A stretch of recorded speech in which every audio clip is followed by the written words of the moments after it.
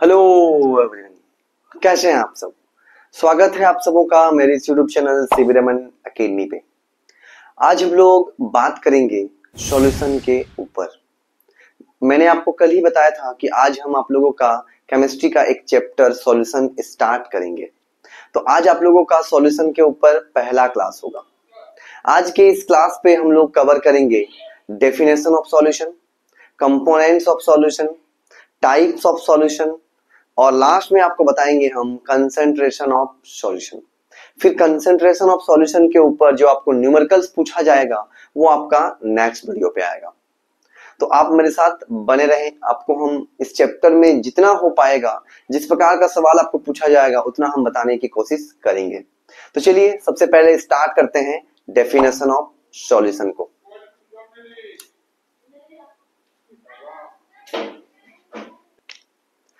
तो definition of solution बहुत ही simple है। सॉल्यूशन वर्ड माइंड में आने से ही एक बात आप ये माइंड में बिठाइएगा कि सॉल्यूशन का बात मिक्सचर पे होती है।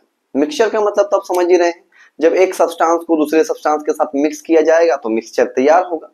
अब मिक्सचर आपका दो प्रकार का होता है, एक होता है होमोजेनियस और एक होता है हेट्रोजेनियस। अब सॉल्यूशन कैसा मिक्सचर है? तो सॉल्यूशन आपका होमोजेनियस मिक्सचर है। अगर किसी को होमोजेनियस नहीं पता तो हम आपको होमोजेनियस भी बताएंगे। सबसे पहले आप स्टेटमेंट देख लीजिए एक बार कि सॉल्यूशन का जो स्टेटमेंट है, सॉल्यूशन का जो डेफिनेशन है वो कैसा है कि जो सॉल्यूशन होता है वो होता है एक प्रकार का homogeneous mixture. The homogeneous mixture of two और more than two component is known as solution. जो आपका सॉल्यूशन होगा वो एक प्रकार का होमोजेनियस मिक्सचर होगा। कितने कंपोनेंट को मिलाना होगा उसमें? या तो आप दो मिलाइए या फिर आप दो से ज्यादा भी मिला सकते हैं। मतलब दो या दो से अधिक कंपोनेंट को मिलाने के बाद अगर आपका होमोजेनियस मिक्सचर तैयार हुआ तो वो आपका सॉल्यूशन कहलाएगा। होमोजेनियस मिक्सचर का मतलब क्या होता है, थोड़ा सा आप यहां देखिएगा कि मान लीजिए यहां पे आपका क्या है, तो यहां पे आपका वाटर है, ये आपका वाटर हुआ और इस वाटर पे अगर आप नमक मिला रहे हैं NaCl नमक, तो ये जो नमक इस पानी में घुलेगा तो ये नमक इस पानी में यूनिफॉर्मली डिस्ट्रीब्यूट होगा। यूनिफॉर्मली का मतलब है नमक का, अगर हम यहाँ पे वाटर का मान लीजिए कि वाटर में हम यहाँ से वाटर का एक वॉल्यूम को कंसीडर करते हैं, घुलाने के बाद सॉल्यूशन तैयार करने के बाद हम यहाँ पे क्या करते हैं कि जो सॉल्यूशन बन गया, जब NaCl को पानी में मिला दिए तो हम यहाँ से एक छोटा सा वॉल्यूम सॉल्यूशन का निकाल रहे हैं। मान लीजिए वो कितना है, तो हम ऐसे ही आपको समझाने के लिए बोल रहे हैं कि 1 ml 1 मिलीलीटर हम सॉल्यूशन ले लिए, 1 मिलीलीटर सॉल्यूशन लिए यहां से। अब इस 1 ml सॉल्यूशन पे अगर हम देखेंगे तो 1 ml सॉल्यूशन पे हमको ये जो NaCl मिलाए हैं ये कितना है अगर हम वो देखेंगे, फिर यहां से हम निकालेंगे 1 ml और यहां पर भी चेक करेंगे कि यहाँ पे क्या NaCl उतना ही है जितना यहाँ पे था। तो आप देखिए कि हाँ ऐसा ही होगा। होमोजेनियस मिक्सचर उसी को कहते हैं। होमोजेनियस मिक्सचर का मतलब ही होता है कि जिसको आपने मिलाया है वो पूरी तरीके से यूनिफॉर्मली बढ़ चुका है। अगर आप यहाँ पे 1 ml में देखोगे NaCl कितना है, तो जितना यहाँ पे होगा उतना ही 1 ml पे यहाँ पर भी होगा NaCl की कंसंट्रेशन या मात्रा। इसको बोलते हैं यूनिफॉर्मली बढ़ जाना और इसको बोलते हैं होमोजेनियस मिक्सचर। अगर ऐसा नहीं होता तो क्या होगा, मान लीजिए कि आपने नमक को पानी में मिलाया है, यहाँ पे ज्यादा नमकीन दिख रहा लगेगा कभी आपको, यहाँ पे कम नमकीन लगेगा, फिर यहाँ ज्यादा फिर यहाँ कम, ऐसा कभी नहीं होता। अगर आप नमक को पानी में घोल दिए हैं तो वो पूरी तरीके से घुलेगा। आपको यहाँ पे जितना नमकीन लगेगा, जैसा टेस्ट आएगा यहाँ पर भी वैसा ही आएगा। यहाँ के 1 ml पे भी उतना ही आएगा, यहाँ के 1 ml पे भी उतना ही आएगा। तो ऐसा अगर मिक्सअप कहीं पे हो रहा है तो हम इस प्रकार के मिक्सचर को होमोजेनियस बोलेंगे और ऐसे मिश्रण को हम सॉल्यूशन भी बोलेंगे। तो सॉल्यूशन बनने के लिए होमोजेनियस मिक्सचर होना जरूरी है। होमोजेनियस मिक्सचर आपको समझ में आ गया होगा कि वो यूनिफॉर्मली पूरी तरीके से बटेगा। साथ में आपका जो सॉल्यूशन तैयार होगा वो सॉल्यूशन दो या दो से ज्यादा कंपोनेंट से मिलके बनेंगे। अब थोड़ा एग्जांपल हम यहाँ पे आपको ऐसे ही दिए हैं, वैसे तो आपको बहुत एग्जांपल मिलेगा, जैसे जैसे आगे बताएंगे हम। सिंपल में जैसे सॉल्यूशन कैसे किस में बनता है, तो जब आप एक नमक को पानी में घोल देते हैं तो सॉल्यूशन बनता है। जब आप शुगर को पानी में घोल देते हैं तब भी बनेगा शुगर यानी चीनी। अगर आप ऑक्सीजन को पानी में घोलेंगे तब भी एक सॉल्यूशन बनेगा। और ऑक्सीजन पानी में घुलती है। ऑक्सीजन अगर पानी में नहीं घुलती तो जितने सारे जलीय जीव हैं, एक्वेटिक जो स्पेसीज हैं, वो कैसे जिंदा रहते? फिर जलीय जीव तो पानी में रहते हैं, तो पानी में उन लोग को भी ऑक्सीजन चाहिए होता है। इसका मतलब पानी में ऑक्सीजन घुला हुआ रहता है। और ये ऑक्सीजन ऐसा नहीं है कि किसी एक जगह में ऑक्सीजन घुला हुआ पानी में, फिर एक जगह में नहीं है, तब तो जहां पे नहीं है वहां पे जलीय जीव हो ही नहीं सकते। ऐसा नहीं है, ऑक्सीजन पूरे पानी में यूनिफॉर्मली डिस्ट्रीब्यूट रहते हैं, होमोजेनियस मिक्सचर होता है।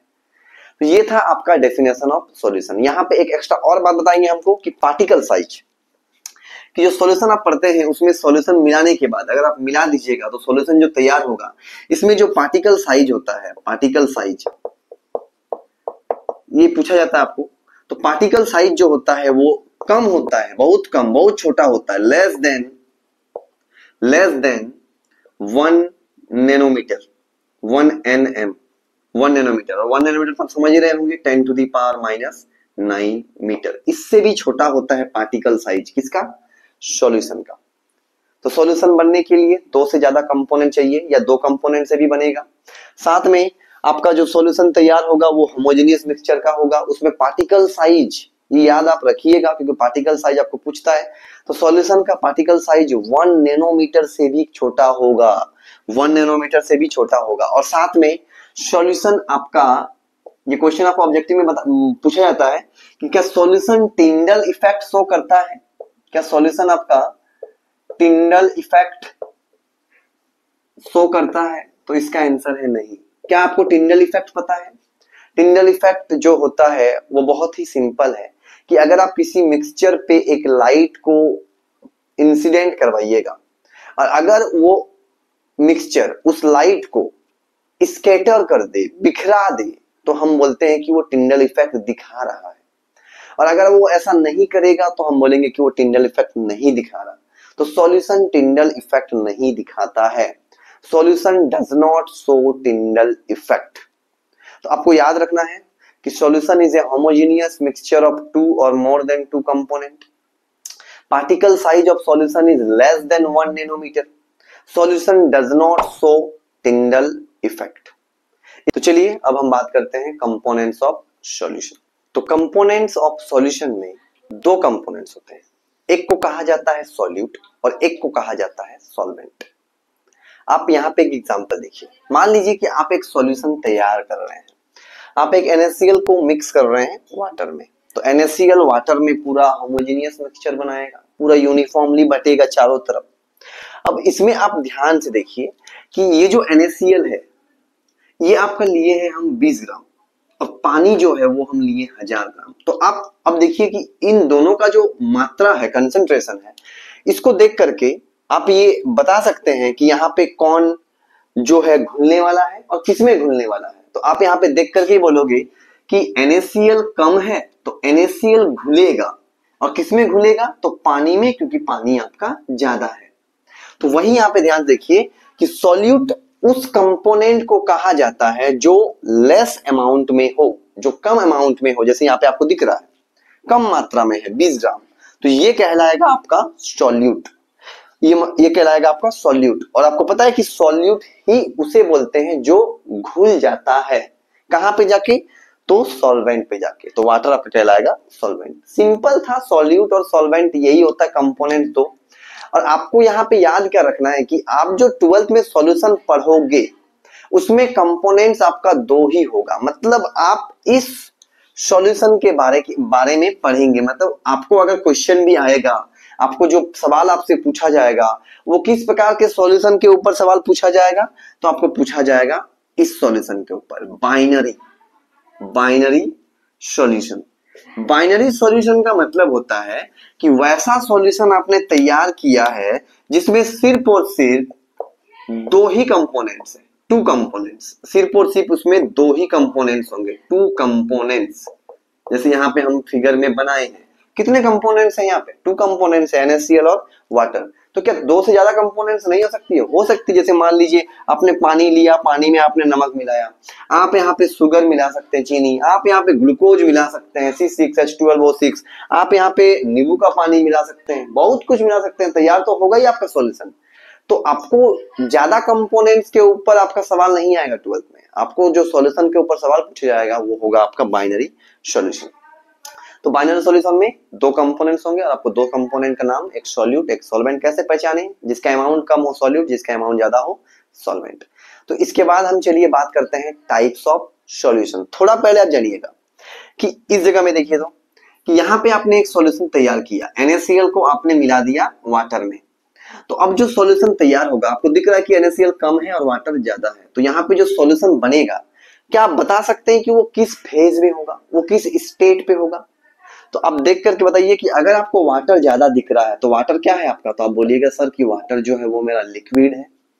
और NaCl क्या है मेरा, NaCl आपका सॉलिड है। NaCl सॉलिड है, मतलब हम यहाँ पे सॉलिड को मिक्स किए हैं लिक्विड पे। अब कौन ज्यादा है, सॉलिड ज्यादा कि लिक्विड ज्यादा? तो आप बोलिएगा कि यहाँ पे लिक्विड ज्यादा है। इसका मतलब जो मेरा सॉल्यूशन तैयार होगा उसका स्टेट भी कैसा होगा, तो लिक्विड स्टेट होगा, और हम उस प्रकार के सॉल्यूशन को बोलेंगे लिक्विड सॉल्यूशन। तो हम टाइप्स ऑफ सॉल्यूशन पढ़ेंगे on the basis of their physical state. तो चलिए अब बात करते हैं टाइप्स ऑफ सॉल्यूशन पे। तो यहाँ पे देखिए टाइप्स ऑफ सॉल्यूशन।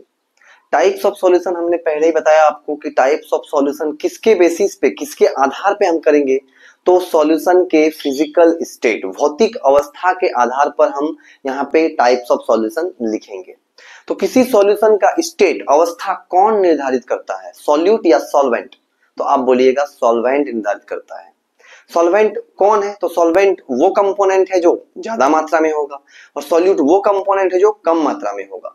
अब जो ज्यादा मात्रा में होगा वो उसी के स्टेट में सॉल्यूशन बनेगा। जैसे यहाँ पे आप देखिए बहुत सारे आप यहाँ पे बना सकते हैं। जैसे अगर कोई सॉल्यूशन सॉलिड स्टेट में है तो हम उसको बोलेंगे सॉलिड सॉल्यूशन, और अगर कोई सॉल्यूशन लिक्विड स्टेट में है तो हम उसको बोलेंगे लिक्विड सॉल्यूशन, और अगर कोई सॉल्यूशन आपका गैसियस स्टेट में है तो हम उसको बोलेंगे गैसियस सॉल्यूशन। अब किसी का सॉलिड सॉल्यूशन होना कौन डिसाइड करेगा, कौन आपको बताएगा कि वो सॉलिड सॉल्यूशन होगा, तो बताएगा सॉल्वेंट। सॉल्वेंट जो ज्यादा मात्रा में हो। तो यहाँ पे देखिए सॉल्वेंट अगर आपका सॉलिड है तो जो आपका सॉल्यूशन तैयार होगा वो भी आपका सॉलिड सॉल्यूशन होगा। तो यहाँ पे देखिए सॉलिड सॉल्यूशन के अंदर में तीन आपका हो सकता है। जैसे सॉल्वेंट कौन कौन हो सकता है, तो सॉलिड को आप सॉलिड में मिला सकते हैं, आप लिक्विड को मिला सकते हैं सॉलिड में, आप गैस को मिला सकते हैं सॉलिड में। तो जितने सारे सॉल्यूशन तैयार होगा, यहाँ पे तीन सॉल्यूशन तैयार होगा, तीनों का तीनों फिजिकल स्टेट क्या होगा, तो यहाँ पे देखिए कौन ज्यादा है, तो यहाँ पे सॉलिड आपका ज्यादा है क्योंकि वो सॉल्वेंट है। तो आपका जो तैयार होगा सॉल्यूशन वो कैसा होगा, सॉलिड सॉल्यूशन होगा। अगर आप यहाँ देखिएगा तो लिक्विड सॉल्यूशन सेम वैसा ही होगा, solid liquid liquid liquid gas और लिक्विड। तो सॉल्वेंट कौन है, लिक्विड है, मतलब ये किस स्टेट का सॉल्यूशन तैयार होगा, तो लिक्विड स्टेट का। अगर आप यहाँ देखिएगा तो गैसियस सॉल्यूशन, तो गैसियस सॉल्यूशन में भी तीन है आपका, सॉलिड गैस, लिक्विड गैस और गैस गैस। तो यहाँ पे जो आपका दिख रहा है कि सॉल्वेंट कौन है, तो गैस है, तो इसका स्टेट कौन निर्धारित करता है, तो सॉल्वेंट ही करता है क्योंकि ज्यादा होता है। तो यहाँ पे अगर इसका सॉल्वेंट गैस है, मतलब यहाँ पे जो सॉल्यूशन तैयार होगा वो भी गैसियस सॉल्यूशन होगा। बात रहा एग्जाम्पल का, कई एग्जाम्पल यहाँ पे जैसे आपसे कोई पूछ लेगा कि बताइए सॉलिड और सॉलिड अगर आपका सॉल्यूशन बनेगा तो उसका एक एग्जाम्पल दीजिए। तो एग्जाम्पल बहुत इजी है, आपको याद रखना है, आप याद रख सकते हैं, आपको पूछा नहीं जाता है, आपके बोर्ड में पूछा नहीं जाता है, लेकिन अगर आप कॉम्पिटेटिव एग्जाम में जाइएगा तो वहां पे आपको हो सकता है पूछा जाए, तो याद रखना जरूरी होता है। जैसे हम यहाँ पे आपको बता सकते हैं, जैसे सॉलिड सॉलिड को मिक्स करना, जैसे कॉपर, कॉपर को मिलाया जाता है गोल्ड में, गोल्ड यानी सोने में, तो आपका तैयार होता है एक सॉल्यूशन।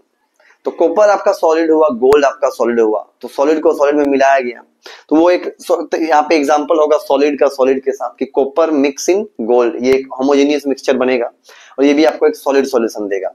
लिक्विड को मिलाना होगा सॉलिड में, तो आपको इतना एग्जांपल अगर जानना है, जैसे बेसिक एग्जांपल आप याद रख सकते हैं। जैसे यहाँ पे और क्या होगा, सॉलिड का लिक्विड में तो आपको पता ही है NaCl हो गया वाटर में, लिक्विड का लिक्विड में भी आपको पता होगा इथेनॉल घुल जाता है पानी में, फिर गैस का लिक्विड में आपको पता होगा ऑक्सीजन घुल जाता है पानी में आपका।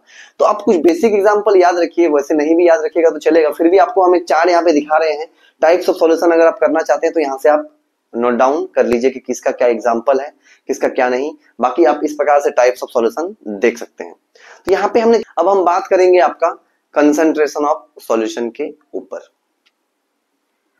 कंसंट्रेशन ऑफ सॉल्यूशन हमें क्या बताता है, तो कंसंट्रेशन ऑफ सॉल्यूशन हमें बताता है कि कितना सॉल्यूट का अमाउंट मौजूद है किसी दिए गए सॉल्वेंट के अमाउंट में या सॉल्यूशन के अमाउंट में। It tell us that how much solute is dissolve, कितना सॉल्यूट घुला हुआ है in a given amount of solvent और सॉल्यूशन। एग्जांपल ले रहे हैं, एग्जांपल लेंगे समझ में आएगा कि इसमें आपको मात्रा देखना होता है कि सॉल्यूट जो आप घोल रहे हैं वो सॉल्यूट कितना मौजूद है किसी एक गिवन सॉल्वेंट में या किसी एक गिवन सॉल्यूशन में, हम उसको बोलते हैं कंसेंट्रेशन ऑफ सॉल्यूशन। तो कंसेंट्रेशन निकालने का कुछ टर्म्स होता है, जैसे कि यहाँ पे लिखा हुआ देखिए मास परसेंटेज है, फिर आपका वॉल्यूम परसेंटेज है, फिर आपका मोलारिटी है, मोल फ्रैक्शन, पीपीएम पार्ट्स पर मिलियन, ये आपके लिए न्यू होगा, फिर आपका नॉर्मालिटी, ये भी आपके लिए न्यू होगा। तो यहाँ पे देखिए कि ये सारा चीज जो है इस टर्म से आप क्या निकालते हैं, तो कंसेंट्रेशन निकालते हैं। और ये कंसेंट्रेशन का मतलब क्या है कि कितना सॉल्यूट कितने सॉल्वेंट में घुला है, या फिर किसी किसी टर्म में होता है कि कितना सॉल्यूट कितने सॉल्यूशन पे घुला है। जैसे अगर यहाँ पे आप देखिएगा, जैसे मोलालिटी, ये एक ऐसा टर्म है जिसमें आपको सॉल्यूशन पे देखना होगा, मतलब कंसेंट कितना सॉल्यूट कितने सॉल्यूशन पे है। अब सॉल्यूशन पे क्या लेना है आपको, सॉल्यूशन का मास लेना है या सॉल्यूशन का वॉल्यूम लेना है, ये सब तो पढ़ने के बाद ही पता चलेगा, लेकिन थोड़ा जानने के लिए बता रहे हैं हम कि यहाँ पे सॉल्यूट को देखना होगा कि सॉल्यूट का कितना मात्रा सॉल्वेंट में मौजूद है या सॉल्यूशन पे। जैसे अगर आप जाइएगा मोलारिटी बात करेगा आपका सॉल्यूशन पे और मोलालिटी बात करेगा आपका सॉल्वेंट के साथ। ऐसे बहुत सारे और भी चीजें हैं जो आपको जब पढ़ाएंगे तो पता चलेगा। यहाँ पे आपको जानना इतना ही था कि कंसेंट्रेशन ऑफ सॉल्यूशन क्या है, बाकी ये इसके ऊपर तो आपको पूरा न्यूमेरिकल्स आना ही है, हर बार आया है, इस बार भी आएगा आपका न्यूमेरिकल्स। तो न्यूमेरिकल्स कराने के लिए आपको पहले ये सारा टॉपिक्स आपको समझाना होगा एक एक करके, तो एक एक करके हम आपको समझाएंगे भी, आपको न्यूमेरिकल्स भी करवाएंगे। पहले थोड़ा बहुत आज जो किए उसको एक बार रिवाइज करते हैं। तो हमने क्या किया, हमने पढ़ा सॉल्यूशन क्या होता है, होमोजेनियस मिक्सचर ऑफ टू और मोर देन टू कंपोनेंट्स। कितने कंपोनेंट्स होंगे, दो, सॉल्यूट एंड सॉल्वेंट। सॉल्यूट जो घुल जाएगा, सॉल्वेंट जो घुलाएगा। सॉल्यूट जो कम मात्रा में होगा, सॉल्वेंट जो ज्यादा मात्रा में होगा। फिर हमने पढ़ा टाइप्स, किसके बेसिस पे, उसके फिजिकल स्टेट, भौतिक अवस्था। कौन निर्धारित करता है, सॉल्वेंट। जो ज्यादा मात्रा में होगा उसी का अवस्था वो लेगा सॉल्यूशन, जब वो बनेगा तब। फिर हमने देखा कि पार्टिकल साइज, फिर हमने देखा टिंडल इफेक्ट शो नहीं करता है। फिर हमने पढ़ा कंसंट्रेशन कि कितना सॉल्यूट कितने अमाउंट ऑफ सॉल्वेंट या कितने अमाउंट ऑफ सॉल्यूशन पे घुला हुआ है। अब न्यूमेरिकल्स पार्ट है जो नेक्स्ट वीडियो पे ही आएगा। ये पूरा सॉल्यूशन के ऊपर था। सॉल्यूशन का एग्जांपल आप याद रखना चाहते हैं तो रखिए, अच्छी बात है। आपको लगभग 9 प्रकार का सॉल्यूशन मिल गया, solid, solid, liquid, solid, gas, solid, gas, gas, liquid, gas, solid, gas. फिर आपका इधर लिक्विड वाला में भी था, solid, liquid, gas, liquid, liquid, liquid. इतना सारा आपका सॉल्यूशन है फिजिकल स्टेट के ऊपर। आपको पढ़ना कैसे सॉल्यूशन के ऊपर है, बाइनरी, सिर्फ बाइनरी, मतलब दो कंपोनेंट्स के ऊपर ही आपको न्यूमेरिकल्स आएगा। तो ठीक है, फिर मिलते हैं आपके साथ नेक्स्ट वीडियो पे। बाकी आपको अगर कुछ सवाल होगा तो आप जरूर मेरे से पूछिएगा कमेंट सेक्शन में, हम आपको आंसर जरूर देंगे।